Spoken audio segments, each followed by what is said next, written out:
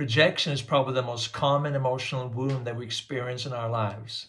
When our spouse leaves us, or we get passed up on a promotion or excluded from a social gathering, we experience the sting of rejection.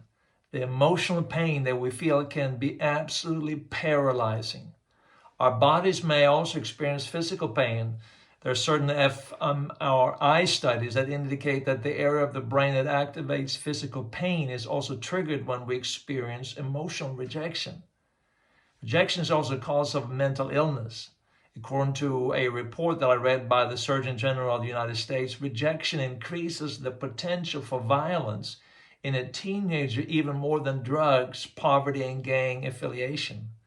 School shootings and violence against women are also strongly linked to rejection. But for most people, the devastating effects of rejection are limited to emotional instability. We may become self-critical, depressed, disgusted with ourselves, and even self-destructive.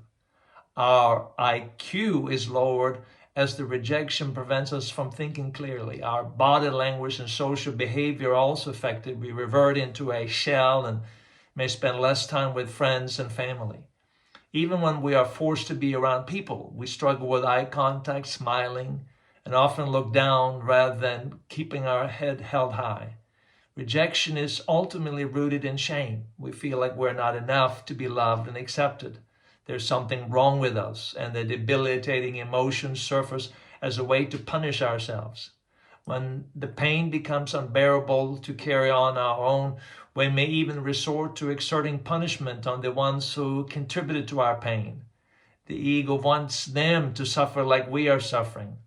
Now, whether that's through a cold shoulder or something as drastic as violence, the ego projects its own self-hatred for not being worthy enough of the other's love. The good news, and there's good news, is that something extraordinary and beautiful happens when you awaken to your true self. Your confidence is no longer based on what people do to you and for you. Love is not an external gift that you earn or deserve, but it is instead the inward awareness of the divine flow.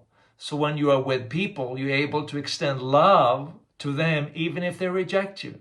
You're able to offer them a smile, a hug, direct eye contact, and complete attention.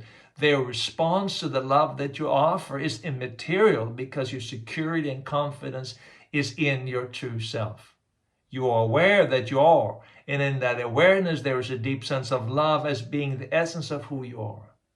What you will most often find is that love that is emanating from your heart will attract people to you. They will inevitably be less likely to reject you. And even if they turn against you, you will not take their rejection as a personal insult. Instead, you will strangely enough experience empathy and compassion for them because you recognize in them the pain that fear has produced. This is why living your true self will result in a genuinely confident mind. Your confidence will, however, not be based on the ego sense of worth through your success, which is actually insecurity with a self-assured mask on. Instead, your confidence will derive from that deepest part of you, your true self.